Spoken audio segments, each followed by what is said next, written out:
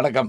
நம்முடைய ஜீஞான சம்பந்தன் யூடியூப் சேனல்ல பல்வேறு வகையான இலக்கியங்கள், புராணங்கள் எல்லாத்தையும் சொல்லிட்டு வர்றோம். சிலப்பதிகாரத்தை தொடர்ந்து சொல்லிட்டு வர்றோங்க. எனக்கு தெரிஞ்சு புகார் காண்டமும் மதுரை காண்டமும் முடிச்சிட்டோம். இப்போ வஞ்சி காட்டம் ஆரம்பிக்க போகிறோம். இப்போ நம்ம பேசுகிற இந்த விஷயங்கள் எல்லாம் பார்க்குறாங்களா, கேட்குறாங்களா, நமக்கு ஒரு சந்தேகம் வரும்ல. அதை எப்படி கண்டுபிடிக்கலாம்னா,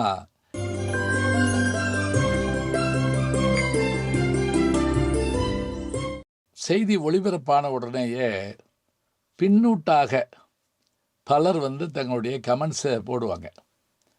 பலர் பாராட்டுவாங்க, சிலர் கருத்து சொல்லுவாங்க, சிலர் கோப்பிட்டு நம்ம மேலே சில குறைபாடுகளும் சொல்லுவாங்க. நம்ம என்ன சொல்லலாம்னா, எல்லாத்தையும் நம்ம ஏற்றுக்கிறது தான் வேணும். பாராட்டா சரி, யோசனையாக வாங்கிக்கிறோம், குறைபாடாக திருத்திக்கிறோம், இப்படி தான் வச்சுக்கிறணும். இதில் சமீபத்தில் மதுரை காண்டம் பகுதியை நம்ம வாதித்த போது பலர் சில சந்தேகங்களை எழுப்பினாங்க. அதில் என்ன சந்தேகம்னா, மதுராபுரி தெய்வம் கண்ணகிட்ட பேசு. அப்படி பேசுகிற போது, அம்மா இந்த இடத்துல கோவலன் இறப்புக்கு காரணம் என்னன்னு நான் உனக்கு சொல்கிறேன். போன ஜென்மத்தில் இந்த பகுதியில் ஒரு செயல் நடந்தது கோவலனுடைய வாழ்க்கையில். அப்போ ஒரு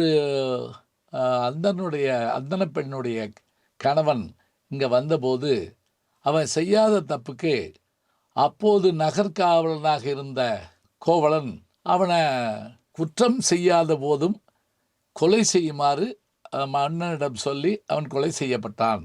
அந்த பாவம், அந்த வினை கோவலனை சேர்ந்திருக்கிறது. அதனால் நீ வருந்தாதே, கோவலன் நல்லவன் தான். முன் வினை. ஏன்னா சிலப்பதிகாரத்துடைய நோக்கமே என்ன அப்படின்னு கேட்டிங்கன்னா, அரசியல் பிழைத்தோர்க்கு அறம் கூற்றாகும். தப்பு செய்கிறவங்க அரசியல் பிழைத்தோருக்கு அறம், அவங்களுக்கு அறமே கூற்றாகும். தர்மம் அவர்களை தண்டிக்கும். அடுத்து, உரைசால் பத்தினியை உயர்ந்தோர் ஏற்றுவர். நல்ல கற்புடைய பெண்டிர் உலகத்தாரால் போற்றப்படுவார்கள். கண்ணகி போல சிலை வைத்து வணங்கப்படுவார்கள். ஊழ்வினை உறுத்து ஊட்டும். இந்த ஊட்டும்னு சொல்கிறப்ப கட்டாயமாக நாம் எப்படி என்ன செஞ்சாலும் நம் வினை நம்மை தொடர்ந்து வரும். திருவள்ளுவர் சொல்லார், ஊழிற் பெருவெளியாவுல கேட்டுட்டு மற்றாங்கே அது என்ன செய்யும்னா சூழினும் தான் முந்துரும்பார். அது நமக்கு நிற்கும் அப்படிம்பார். சரி, இங்கே இந்த விதியின் காரணமாக, வினையின் காரணமாகத்தான் அவன் கொல்லப்பட்டான் அப்படின்னு ஒரு செய்தி சொல்கிறோம். இங்கே கேள்வி கேட்ட நம்முடைய நேயர், நம்முடைய யூடியூப் பார்த்த நண்பர் கேட்குறாங்க, சரி அவன் செஞ்ச தப்புக்கு விதிப்படி அவன் தண்டிக்கப்பட்டான், கண்ணகி ஏன் மதுரை எரிச்சா, இது சரியா அப்படின்னு கேட்டிருக்காங்க. இதை அவங்களுடைய கேள்விக்கு நன்றி. நாங்கள் முன்னமே இதெல்லாம் பட்டிமன்றம்லாம் போட்டிருக்கோம்.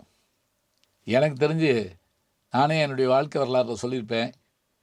தவத்திரு குன்றக்குடி அடிகளார் பெரியவர் இருந்தபோது சோழவந்தானில் ஒரு பட்டிமன்றம் போட்டோம். மதுரையை கண்ணகி எரித்தது குற்றம்.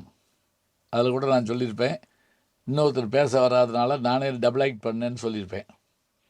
இப்போ பாருங்கள், கண்ணகி அவள் செய்தது தவறு. என்ன தவறு? ஏன் மதுரை எரிச்சா? பாண்டிய மன்னன் குற்றத்தை ஒத்துக்கிட்டான், இறந்தும் போயிட்டான். குற்றமே செய்யாத பாண்டியனுடைய மனைவி கோப்பெருந்தேவியும் இறந்துட்டா.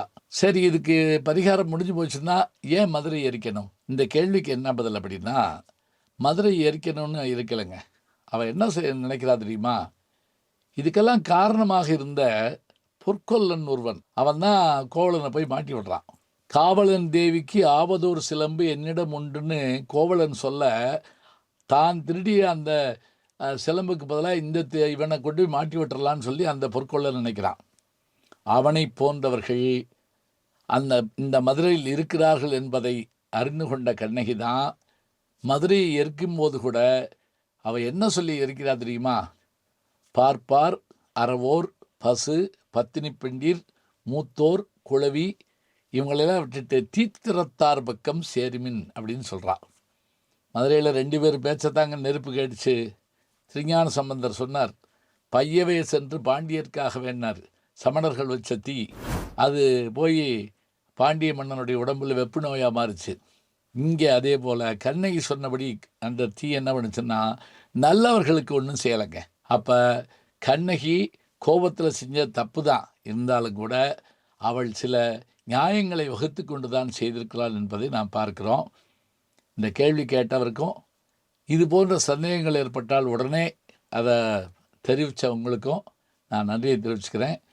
புராண இதிகாசங்களை ஆராய ஆராய பொது செய்திகள் நமக்கு கிடைக்கும். தொடர்ந்து படிப்போம், பகிர்வோம், செய்திகளை கேட்டு சிந்திப்போம். நல்ல செய்திகளை நாளும் சிந்திப்போம்.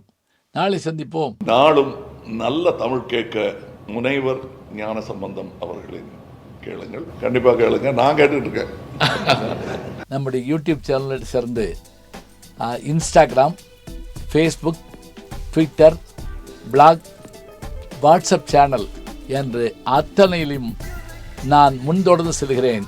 நீங்கள் பின்தொடர்ந்து வாருங்கள்.